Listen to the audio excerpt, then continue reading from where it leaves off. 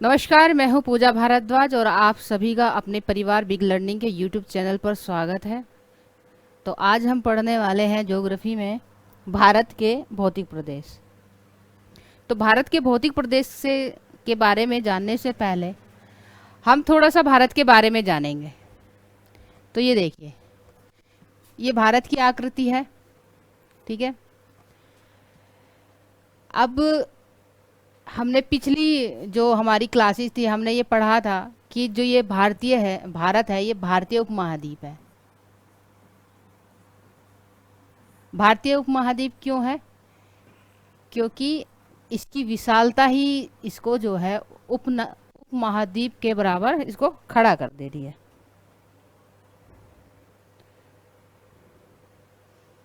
ठीक है, तो ये भारतीय उपमहाद्वीप है और इसके नामकरण भी हमने पढ़ लिए थे। कोई इसको भारतवर्ष कह रहा है, कोई इसको इंडिया कह रहा है, ठीक है ना। कोई जो है इसको हिंदुस्तान कह रहा है। तो अब जो है हम ये जानेंगे कि इसका, देखिए इसका जो क्षेत्रफल है, इसका क्षेत्रफल है 32,87,263 वर्ग किलोमीटर, है ना, जो कि पूरे विश्व का 2.4% है। साधारण सी बात है, अगर आपका पूरा का पूरा विश्व 100 एकड़ है तो ये उसका 2.4% है, ठीक है। लेकिन कोई भी चीज अपने आप में पूर्ण होती है, तो ये जो भारत है, भारत भी अपने आप में जो है 100% है।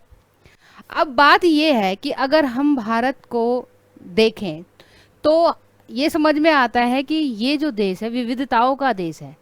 हर जगह अलग अलग चीजें यहाँ पाई जाती हैं। तो अब इतने बड़े क्षेत्रफल में इसका अध्ययन करना इतना आसान नहीं है। तो इस समस्या को सुलझाने के लिए भूगर्भीय संरचना के आधार पर भारत का भौगोलिक विभाजन किया गया, ठीक है। भारत का भौगोलिक विभाजन किया गया। तो देखिए, भारत का भौगोलिक विभाजन जो है ये जानना बहुत ज़रूरी है, इसकी लोकेशन जानना बहुत ज़रूरी है। क्योंकि जितना ज़्यादा आपको इसकी लोकेशन के बारे में पता होगा उतना ही आपको चीज़ों को आसानी से समझ में आएगी, ठीक है ना। तो अब देखिए, आगे देखते हैं।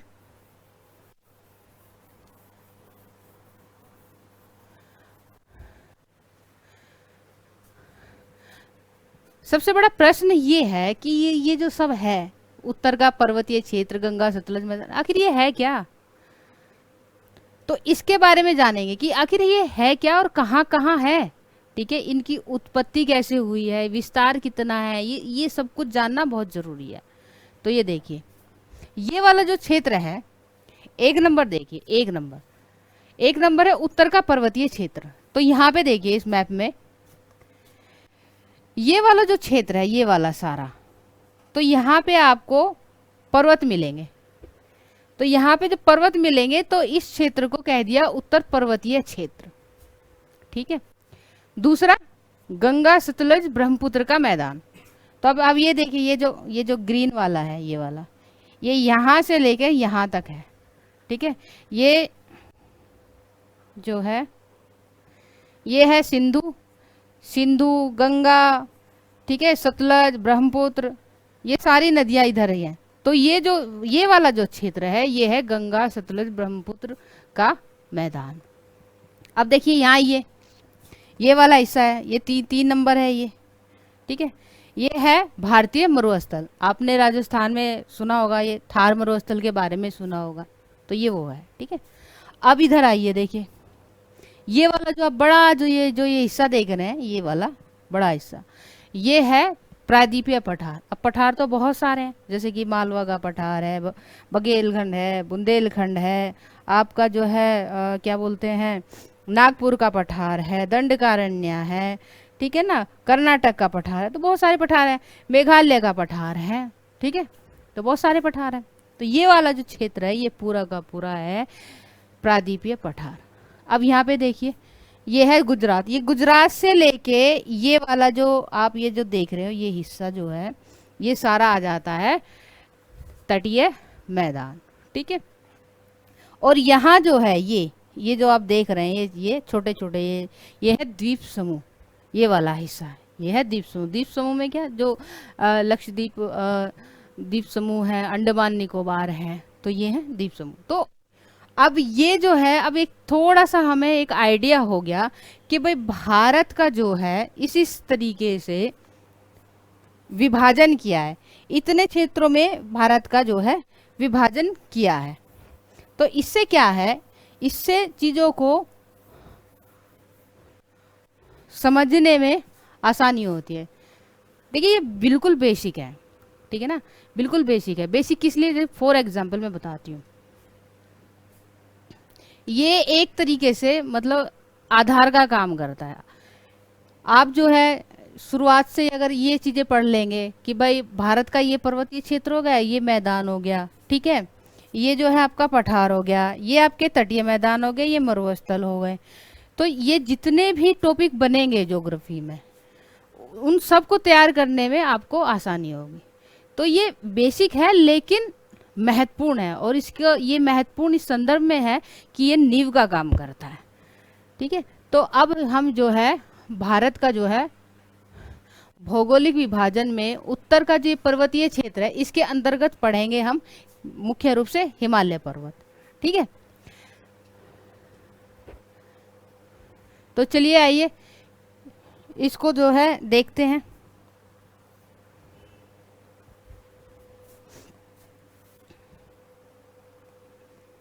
ये देखिए ये है उत्तर पर्वतीय क्षेत्र। देखिए एक चीज मैं आपको एक थोड़ा सा मैं और बताऊंगी कि इन्हें जानना क्यों जरूरी है, इसे जानना क्यों जरूरी है। इसे जानना इसलिए ज़्यादा जरूरी है कि मान लीजिए देखिए आप उत्तर के पर्वतीय क्षेत्र को समझ रहे हैं, मतलब आप जो है ये समझ रहे हैं कि कौन सा पर्वत जो है कितना ऊंचा है, इसका कितना विस्तार है, ठीक है ना, कौन कौन सी रेंज है, किस किस तरीके से विभाजन है।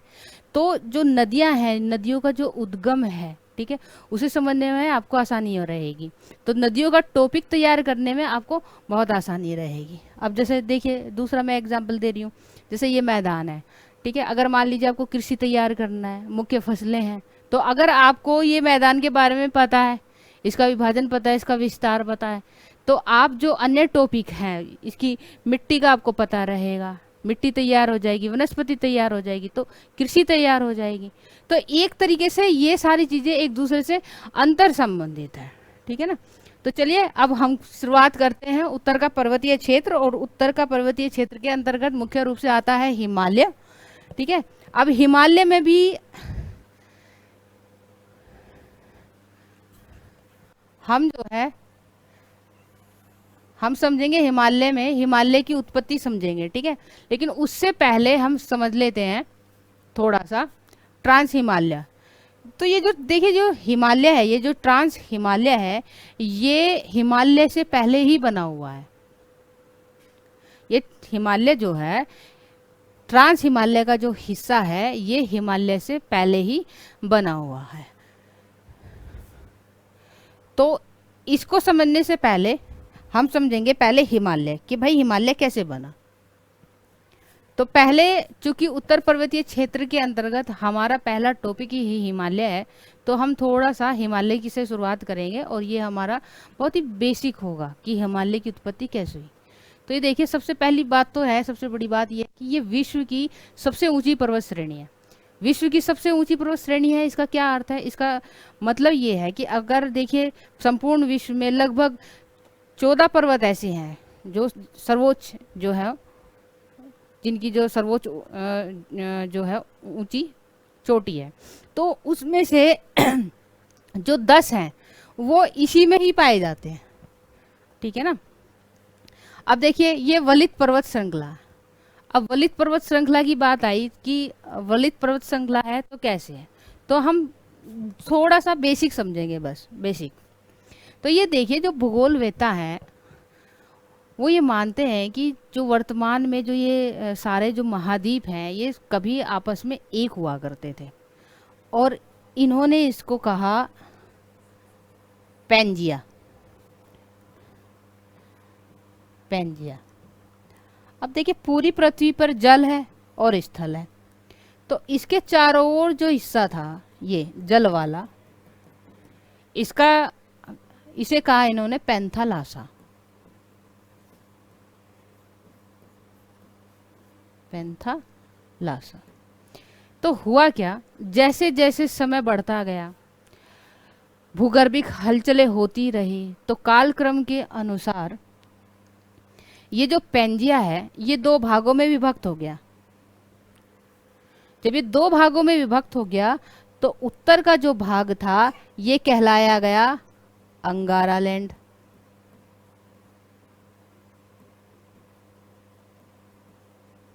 ठीक है। और जो नीचे वाला जो ये हिस्सा था ये कहलाया गया गोंडवाना लैंड।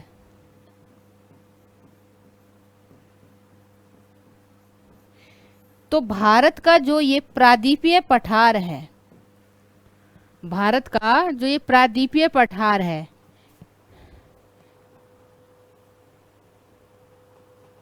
ये वाला हिस्सा, ये देख रहे हैं आप, ये वाला हिस्सा, तो ये वाला जो हिस्सा है ये गोंडवाना लैंड का हिस्सा है। मतलब ये तबका है, ये प्राचीनतम है, मतलब ये प्राचीनतम है, ये तबका है जब ये पूरी पृथ्वी जो है, ये पूरे सारे जो महाद्वीप हैं, इसकी संरचना कुछ इस तरीके से थी। ठीक है। लेकिन जो हिमालय है, हिमालय बना है बाद में, वो नवीन है। अंतर समझिएगा इस चीज में।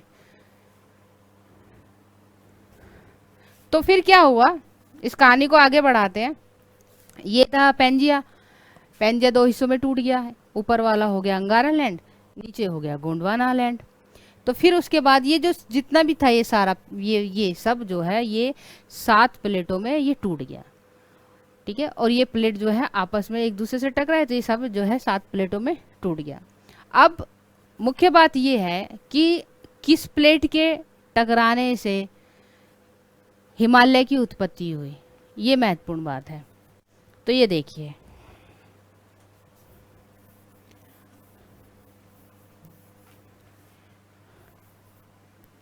ये थी यूरेशियन प्लेट।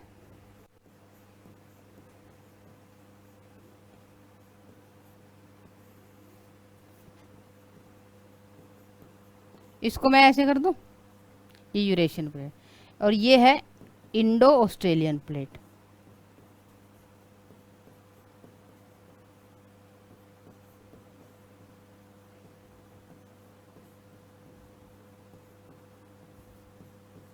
ये ऐसे। तो ये दोनों प्लेट ऐसे थी, देखो ये ऐसे थी, ये ऐसे थी। अब ये एक दूसरे से टकरा रही हैं, मतलब इधर बल लग रहा है और इधर की साइड में बल लग रहा है। तो जब इस तरीके से बल लगेगा तो जो नीचे का हिस्सा था ये वलित होता हुआ ऊपर उठ गया, ये जो हिस्सा था ये वलित होता हुआ ऐसे ऊपर उठने लगा। तो ये समय के अनुसार जैसे जैसे समय आगे बढ़ता रहा, ये प्लेटें आपस में फिर से टकराती रही, तो ये और उठता रहा। और ये माना जाता है कि ये प्लेट आज भी आपस में टकरा रही हैं, और हिमालय का जो निर्माण हो रहा है वो आज भी जारी है। हिमालय की जो ऊंचाई है वो आज भी बढ़ती जा रही है। ठीक है। तो समझ में आया कि हिमालय जो है कैसे हुआ।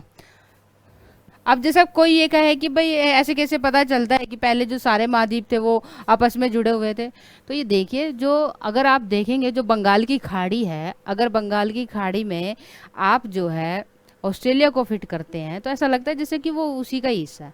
या फिर आप भारत को देख लीजिए, अगर भारत को आप फिट करते हैं, ये जो अफ्रीका का जो हिस्सा है, ये जो केप ऑफ हॉर्न है, जो सोमालिया वाला जो हिस्सा है वहाँ पे, तो ऐसा लगता है जैसे कि भारत उसी से अलग हुआ है। तो इसलिए माना जाता है कि जो पहले ये जो सारे के सारे जो ये महाद्वीप थे ये आपस में जुड़े हुए थे। तो अब देखिए, अब ये देख लेते हैं। देखिए ये जो है पश्चिम से पूर्व दिशा में है, पश्चिम से पूर्व दिशा में है, देखिए। और ये जो है यहाँ पे मुख्यतः जो है सिंधु और ब्रह्मपुत्र नदी है। ये सिंधु गार्ज है और ये ब्रह्मपुत्र। ठीक है। अब बात आती है कि इसकी जो है लंबाई, इसकी लंबाई कितनी है। तो ये इसकी जो लंबाई है ये पूर्व से पश्चिम तक लेके ये लगभग 2500 किलोमीटर है। ठीक है। ये जो है लगभग जो है ये 2500 किलोमीटर है।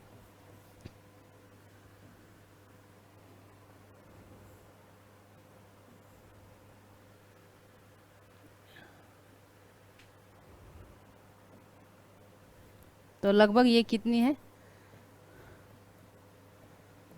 2500 किलोमीटर। अब देखिए अगर इसकी औसत ऊंचाई की बात करें तो इसकी औसत ऊंचाई हो जाती है 600 किलोमीटर। ठीक है। इसकी औसत ऊंचाई कितनी है, 600 किलोमीटर। और अगर इसकी चौड़ाई की बात करें, अगर इसकी चौड़ाई की बात करें तो कश्मीर में जो इसकी चौड़ाई है वो है 400 किलोमीटर। कश्मीर में ये वाले जो हिस्सा है यहाँ पे इसकी जो है 400 किलोमीटर है। और जो अरुणाचल है, अरुणाचल में है लगभग 150 किलोमीटर। मतलब ये कुछ ऐसे बनता है, अगर आप ऐसे जाएंगे ना ऐसे, तो ये ऐसे बनेगा, ऐसे होता चला जाता है ये।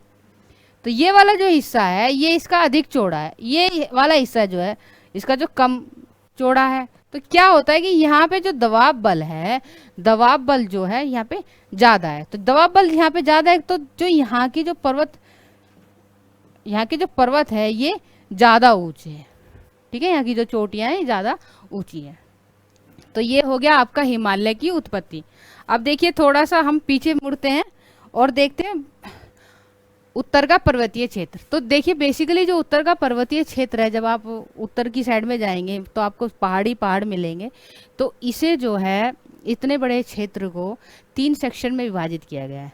3 सेक्शन में एक तो है आपका ट्रांस हिमालय, ठीक है, दूसरा है आपका हिमालय क्षेत्र और तीसरा है आपके पूर्वांचल की पहाड़ियाँ।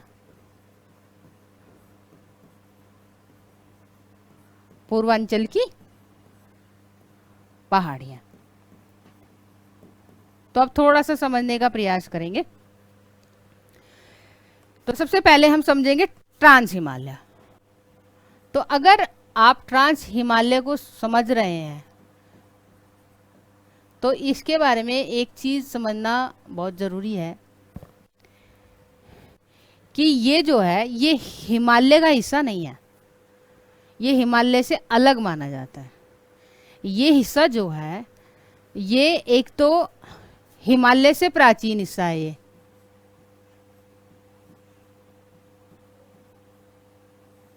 ठीक है। दूसरा क्या है, इसका जो निर्माण है ये है समुद्री अवसादों से।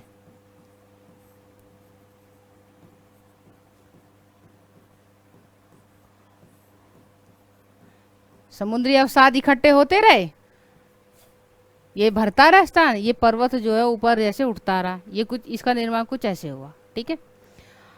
अब अगर इसकी अवस्थिति देखेंगे तो ये पड़ता है तिब्बत में, तो इसका ज्यादातर हिस्सा पड़ जाता है तिब्बत में। तो तिब्बत में जब इसका ज्यादातर हिस्सा पड़ता है तो इसे तिब्बती हिमालय भी कहते हैं, ठीक है। अब जब हम नेक्स्ट देखेंगे, नेक्स्ट पॉइंट पे आएंगे, तो इसमें जो है वनस्पतियों का अभाव है। यहाँ पे जो है वनस्पतियां नहीं पाई जाती यहाँ पे, तो ये वनस्पतियों का अभाव है यहाँ पे। तो ये वनस्पति का अभाव। अच्छा, जो ये जो है इसका जो लंबाई है ये लगभग जो है 965 किलोमीटर है, ये वाला जो क्षेत्र है। तो ये वाला जो क्षेत्र है लगभग 965 किलोमीटर है। अब इतना बड़ा क्षेत्र है तो अब इतने बड़े क्षेत्र में जाहिर सी बात है अलग अलग पर्वत श्रेणियां होंगी। तो अगर आप ट्रांस हिमालय को सोचते हैं तो ट्रांस हिमालय को सोचते हैं तो इसमें कुछ बिंदु आपको क्या सोचने हैं। एक तो भाई हिमालय से प्राचीन है, हिमालय का हिस्सा नहीं है।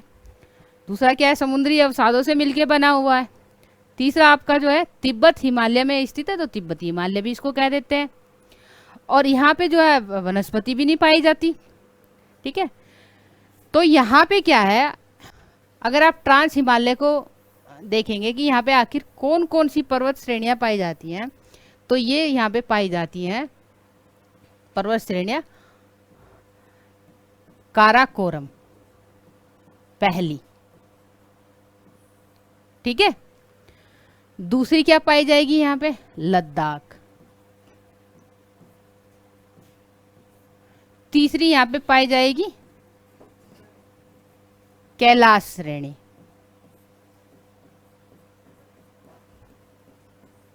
ठीक है, चौथी क्या पाई जाएगी, जास्कर श्रेणी।